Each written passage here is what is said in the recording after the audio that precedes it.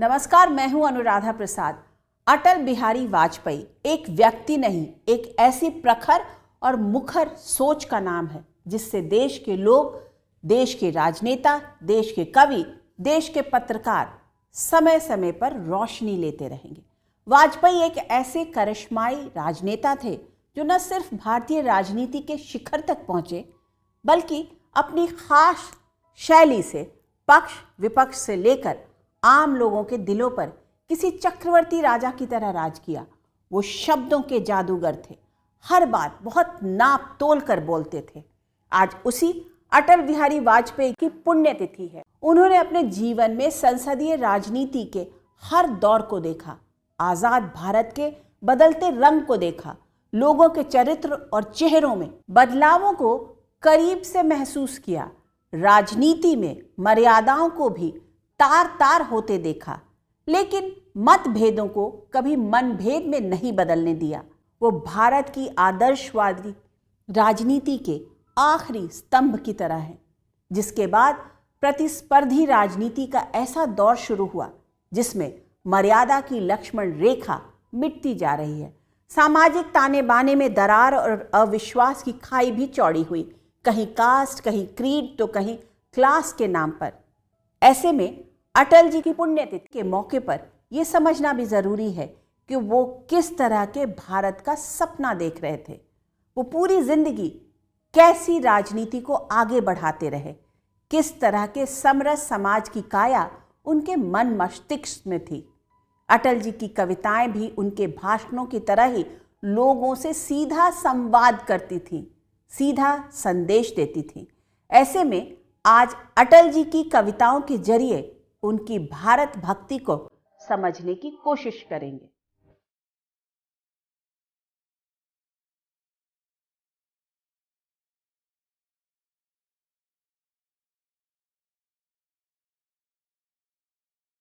उनका व्यक्तित्व ही बहुत विराट था। उनके लिए कहा जाता है कि वो अजात शत्रु थे। अटल जी के जीवन से हम सबको सीखने के लिए बहुत कुछ मिलता है।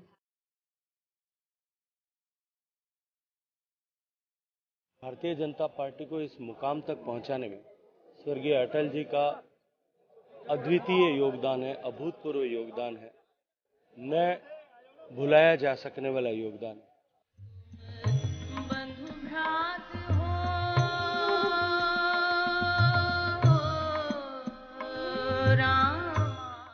अटल जी का जो व्यक्तित्व रहा है वो दल से ऊपर रहा है। जब वो कांग्रेस हो, आरजेडी हो, बीजेपी हो, सभी लोग उनको अपने नेता के नाते स्वीकार करते रहे।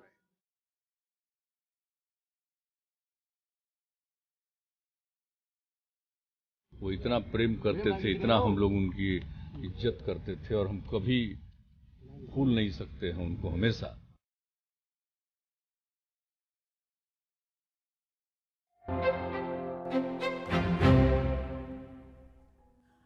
अटल बिहारी वाजपेयी की संसदीय राजनीति कई पड़ावों से होकर गुजरी। उन्होंने पंडित जवाहरलाल नेहरू, इंदिरा गांधी, राजीव गांधी और सोनिया गांधी सबकी राजनीति को बहुत करीब से देखा था। उन्होंने अपने संसदीय जीवन का बड़ा हिस्सा विपक्षी राजनेता के तौर पर बिताया।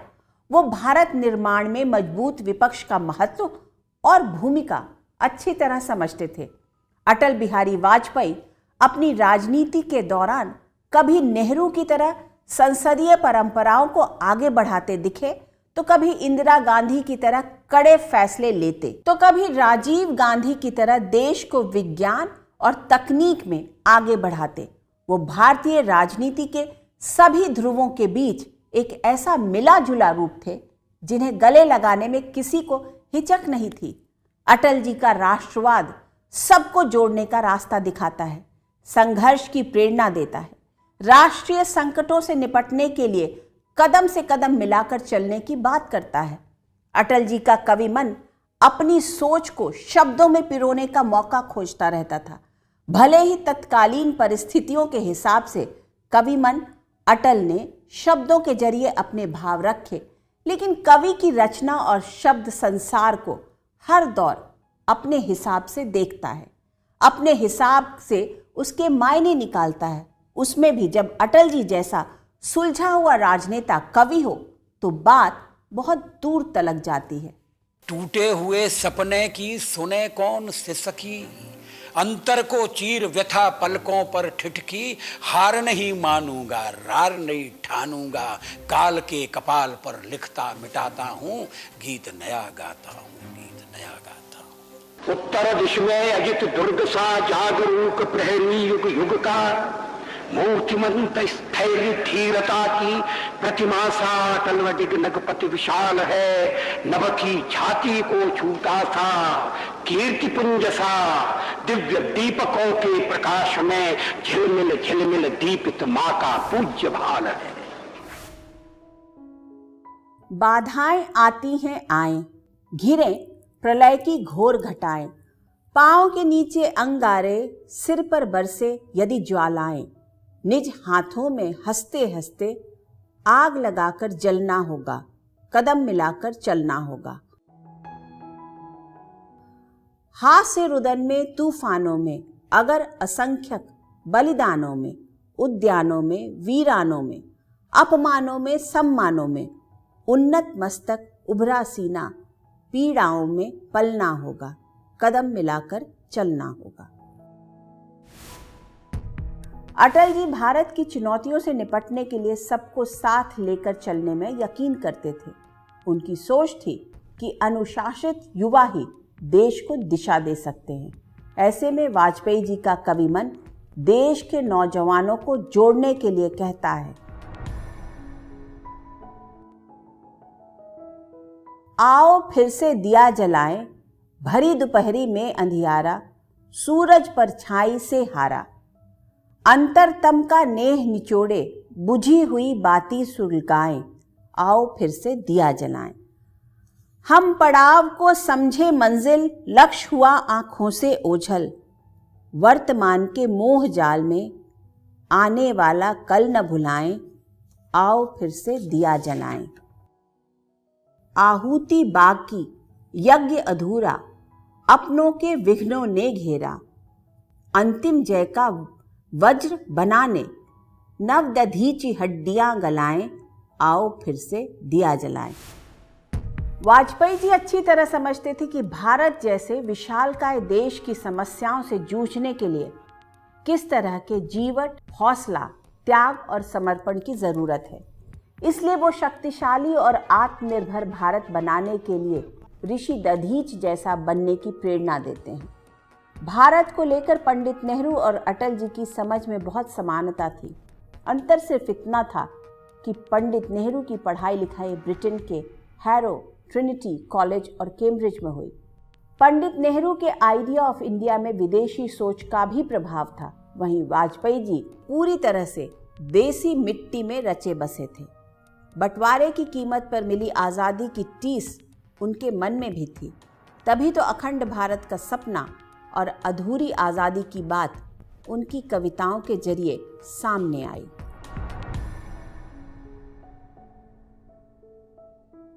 लाहौर, कराची, ढाका पर मातम की है काली छाया, पख्तूनों पर, गिलगित पर है गमगीन गुलामी का साया। बस इसीलिए तो कहता हूँ आज़ादी अभी अधूरी है, कैसे उल्लास मनाऊं मैं, थोड़े दिन की मजबूरी है। दिन दूर नहीं खंडित भारत को पुनः अखंड बनाएंगे, गिलगित से गारो पर्वत तक आज़ादी पर्व मनाएंगे। वाजपेयी जी अपनी कविताओं के जरिए अखंड भारत की तस्वीर समय समय पर याद दिलाते रहे। उनकी कविताएं ये भी एहसास दिलाती रहीं कि पाकिस्तान ने धोखे से जिन क्षेत्रों पर कब्जा किया है वहाँ के लोगों के हालात कितने बदतर हैं। ऐसे में कवि वाजपेयी कभी अपनी कविताओं के जरिए देश के नौजवानों को जगाने का काम करते हैं, कभी भारत को शक्तिशाली बनाने में ऋषि दधीच की तरह हड्डियां गलाने यानी त्याग का रास्ता दिखाते हैं, तो कभी अखंड भारत के उन हिस्सों का याद दिलाते हैं जिन पर दुश्मनों ने धोखे से कब्जा जमाया हुआ है। अटल जी का राष्ट्रवाद सिर्फ आदर्शवादी नहीं, व्यवहारिक भी था। उनके राष्ट्रवाद में विश्व बंधुत्व का भाव कूट कूट कर भरा था। उसमें भारत की सरहद पर काली नजर रखने वालों को मुंहतोड़ जवाब देने का मादा भी था, तो भारत की प्राचीन परंपरा के हिसाब से विश्व शांति और सद्भाव का संदेश भी।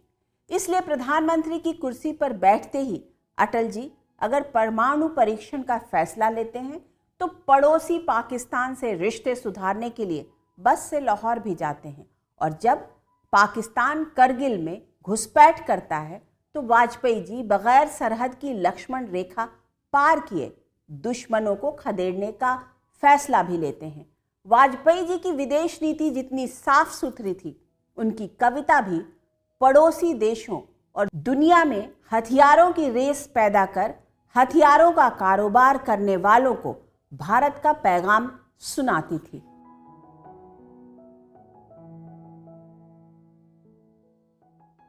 अमेरिकी शस्त्रों से अपनी आजादी को दुनिया में कायम रख लोगे, ये मत समझो। 10-20 अरब डॉलर लेकर आने वाली बर्बादी से तुम बच लोगे, ये मत समझो। धमकी जिहाद के नारों से हथियारों से कश्मीर कभी हथिया लोगे, ये मत समझो। हमलों से अत्याचारों से संहारों से भारत का भाल झुका लोगे, ये मत समझो। जब तक गंगा की धार, सिंधु में ज्वार, अग्नि में जलन, सूर्य में तपन शेष, स्वातंत्र समर की वेदी पर अर्पित होंगे अगणित जीवन यौवन अशेष। अमेरिका क्या संसार भले ही हो विरुद्ध, कश्मीर पर भारत का सर नहीं झुकेगा।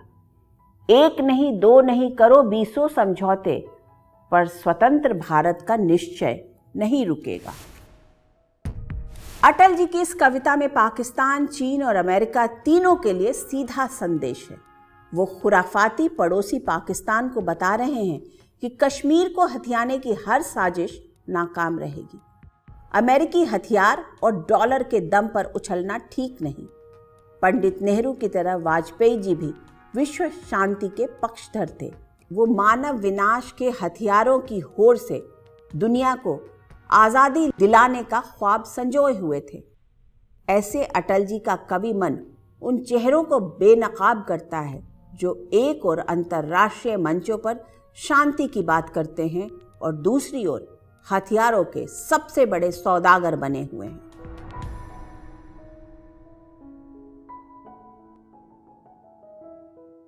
हथियारों के ढेरों पर जिनका है डेरा, मुंह में शांति बगल में बम, धोखे का फेरा। कफन बेचने वालों से कह दो चिल्लाकर, दुनिया जान गई है उनका असली चेहरा। कामयाब हो उनकी चालें, ढंग न होने देंगे, जंग न होने देंगे। अटल जी का दुनिया को लेकर नजरिया था जो उनके प्रधानमंत्री बनने पर भारत की विदेश नीति में साफ साफ दिखा। वो पड़ोसी देशों से बेहतर रिश्ते चाहते थे। उनकी सोच थी कि दोस्त बदले जा सकते हैं, पड़ोसी नहीं। इसलिए उनकी कविता आगे बढ़ती है और वो कहते हैं,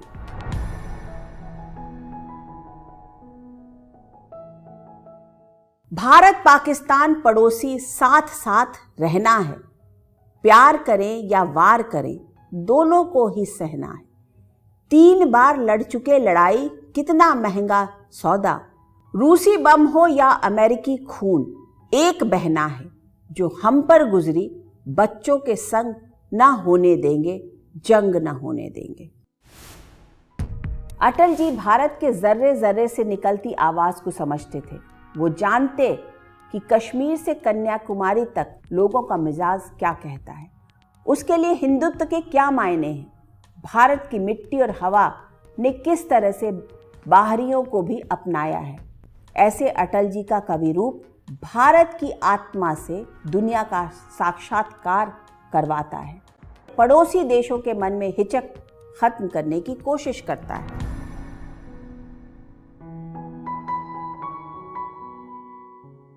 होकर स्वतंत्र मैंने कब चाहा है, कर लूं जग को गुलाम।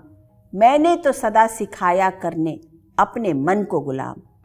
गोपाल राम के नामों पर कब मैंने अत्याचार किए, कब दुनिया को हिंदू करने घर घर में नरसंहार किए। कब बतलाए, काबुल में जाकर कितनी मस्जिद तोड़ी, भूभाग नहीं शत शत मानव के हृदय जीतने का निश्चय, हिंदू तनमन हिंदू जीवन, रग रग हिंदू मेरा परिचय। अटल जी के व्यक्तित्व का सबसे अहम पहलू ये है कि सबको साथ लेकर चलने में विश्वास करते थे, खुद को समाज की थाती और सेवक समझते थे। उनकी कूटनीति दुनिया के जोड़ने वाली और रिश्तों को नए सिरे से परिभाषित करने वाली थी। वो सिर्फ पुरानी लकीरों पर चलने वाले राजनेता नहीं थे, पुरानी लकीरों को आगे बढ़ाने और नई लकीरें खींचने में माहिर थे। न भीतो मरणादस्मि केवलम दूषितो यशः। भगवान राम ने कहा था, मैं मृत्यु से नहीं डरता, अगर डरता हूं तो बदनामी से डरता हूं, लोकापवाद से डरता हूं।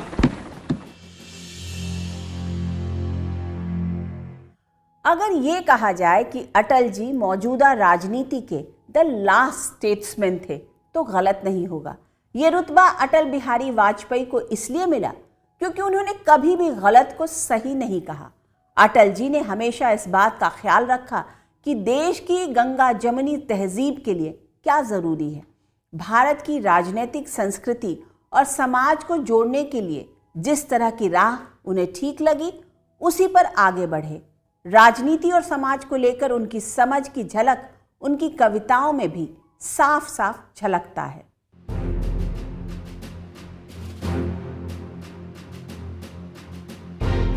टूटे हुए तारों से फूटे वासंती स्वर, पत्थर की छाती में उगाया नव अंकुर, झरे सब पीले पात, कोयल की कुहक रात, प्राची में अरुणिमा की रेख देख पाता हूँ, गीत नया गाता हूँ, गीत नया गाता हूँ। इसका दूसरा अंत में, टूटे हुए सपने की सुने कौन सिसकी,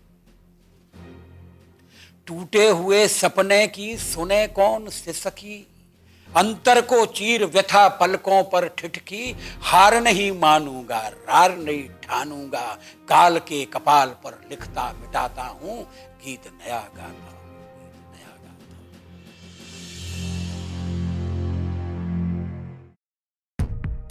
अटल बिहारी वाजपेयी भारतीय राजनीति का वो पन्ना है जिन्होंने आदर्शों के साथ जरा भी समझौता नहीं किया। वो सबके थे, सबके लिए थे। ये भी एक इत्तेफाक ही है कि जो व्यक्ति दक्षिणपंथी संघ की नर्सरी से निकलकर संसद की दहलीज पर पहुंचा, उस व्यक्ति के मन मस्तिष्क में कहीं कहीं पंडित नेहरू जैसा राजनेता बनने की चाहत थी। संसद के भीतर अटल जी पंडित नेहरू की नीतियों पर सवाल उठाते तो पंडित नेहरू उनकी भाषण कला की तारीफ करते। अटल जी ने राजनीति में हर उतार चढ़ाव को बहुत करीब से देखा। उन्होंने 3 बार प्रधानमंत्री पद की शपथ ली, लेकिन कामयाबी के शिखर पर पहुंचने के बाद भी इंसान के पैर किस तरह जमीन पर रहने चाहिए, इसका फलसफा भी हमारे राजनीतिज्ञों को सिखा गए। धरती को बौनों की नहीं, ऊंचे कद के इंसानों की जरूरत है। धरती को बौनों की नहीं, ऊंचे कद के इंसानों की जरूरत है। इतने ऊंचे कि आसमान को छू लें, नए नक्षत्रों में प्रतिभा के बीज बोलें, किंतु इतने ऊंचे भी नहीं कि पांव तले दूब ही न जमे, किंतु इतने ऊंचे भी नहीं कि पांव तले दूब ही न जमे। कोई कांटा न चुभे, कोई कली न खिले, न वसंत हो न पतझड़ हो, सिर्फ ऊंचाई का अंधड़, मात्र अकेलेपन का सन्नाटा। मेरे प्रभु मुझे इतनी ऊंचाई कभी मत देना, गैरों को गले न लगा सकूं, इतनी रुखाई कभी मत देना। वाजपेयी जी ने इस कविता के जरिए सत्ता के मद में चूर हुक्मरानों के लिए गहरा संदेश छोड़ा है। वो एक ऐसे राजनीतिक इकोसिस्टम की वकालत करते हैं जिसमें सत्ता बहुमत की हेकड़ी से नहीं, विपक्ष के साथ सहमति से चले। अटल जी हमेशा सबको साथ लेकर चले। उनके व्यक्तित्व में कभी वैचारिक विभेद पैदा नहीं किया। ये उनके चुंबकीय व्यक्तित्व का ही कमाल था कि समाजवादी और वामपंथी साथियों के साथ ही हास्य में, रुदन में, तूफानों में, बलिदानों में, वीरानों में, अपमानों में सिर ऊंचा कर, सीना चौड़ा कर, कदम से कदम मिलाकर चले। वो खुद से भी सवाल करते हैं।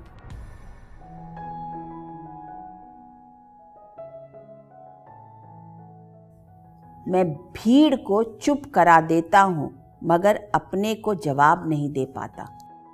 मेरा मन मुझे अपनी ही अदालत में खड़ा कर जब जिरह करता है, मेरा हलफनामा मेरे ही खिलाफ पेश करता है, तो मैं मुकदमा हार जाता हूं, अपनी ही नज़र में गुनहगार बन जाता हूं। ये वाजपेयी जी के सार्वजनिक जीवन का वो पक्ष है जिसकी बदौलत हिंदुस्तान की राजनीति में उनके कद का कोई नेता नजर नहीं आता है। वो अगर 1962 में चीन युद्ध में भारत की हार को लेकर पंडित नेहरू की नीतियों पर सवाल उठाने का हौसला रखते हैं, तो 1971 में पाकिस्तान पर जीत के बाद इंदिरा गांधी की दुर्गा से तुलना करने में देर नहीं लगाते हैं। लेकिन जब 1975 में देश में इमरजेंसी लगी, तब इंदिरा सरकार ने अटल बिहारी वाजपेयी को भी जेल में डाल दिया।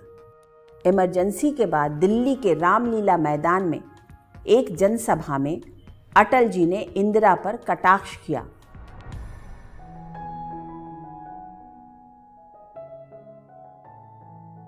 बात मुद्दत के मिले हैं दीवाने, कहने सुनने को बहुत हैं अफसाने, खुली हवा में जरा सांस तो ले लें, कब तक रहेगी आजादी कौन जाने।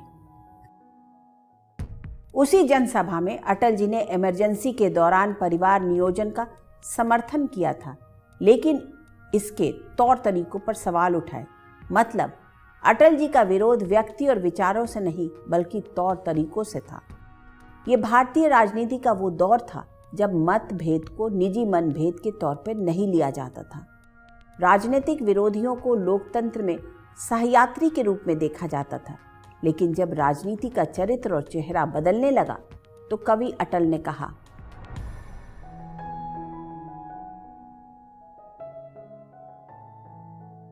आदमी न ऊंचा होता है न नीचा होता है, न बड़ा होता है न छोटा होता है, आदमी सिर्फ आदमी होता है। पता नहीं इस सीधे सपाट सत्य को दुनिया क्यों नहीं जानती, अगर जानती है तो मन से क्यों नहीं मानती। अपनी निजी जिंदगी, संघर्ष और कश्मकश को भी उन्होंने शब्दों के जरिए कविता के रूप में रखने की शायद कोशिश की है।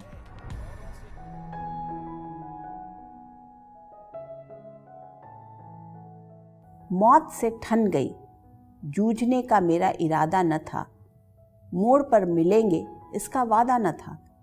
रास्ता रोककर वो खड़ी हो गई, यूं लगा जिंदगी से बड़ी हो गई। मौत की उम्र क्या है, 2 पल भी नहीं, जिंदगी सिलसिला आज कल की नहीं। मैं जी भर जिया, मैं मन से मरूं, लौट कर आऊंगा, कूच से क्यों डरूं।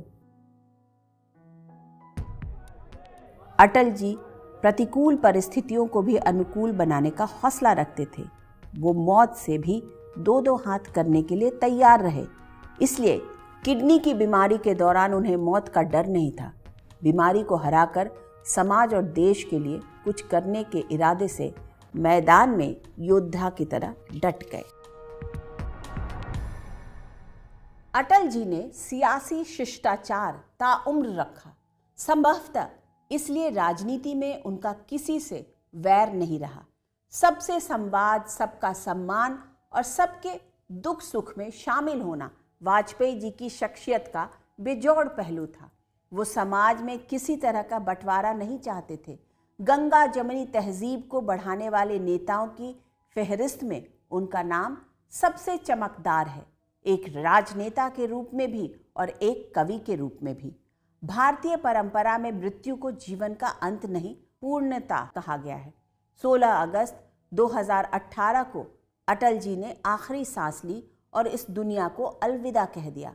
उन्होंने अपने जीवन में हर पल को खुलकर जिया, आदर्शों के साथ जिया, दिखावे से हमेशा दूर रहे। जो बात एक राजनेता के रूप में वो नहीं कह पाए, उसे अपने कवि मन से कह दिया। एक राजनेता, एक कवि, एक पत्रकार, एक मित्र के रूप में उन्होंने जिंदगी में हर रोल को पूरी शिद्दत से निभाया। वो कहा करते थे कि मेरी इच्छा है कि बगैर कोई दाग लिए जाऊं, लोग मेरी मृत्यु के बाद कहे कि अच्छे इंसान थे जिन्होंने अपने देश और दुनिया को एक बेहतर जगह बनाने की कोशिश की। आज की तारीख में अटल जी की शख्सियत और सियासत हर किसी के लिए नज़ीर है। वो उदार हिंदुत्व की सबसे मुखर परिभाषा है, जिसमें जाति धर्म से परे सबके लिए प्यार और सम्मान भरा रिश्ता था। आज के इस एपिसोड में बस इतना ही। फिर मिलेंगे किसी ऐसे मुद्दे के साथ जिसे जानना और समझना आप सबके लिए बहुत ज़रूरी होगा। तब तक के लिए नमस्कार। निष्पक्ष खबरों के लिए देखते रहिए News 24।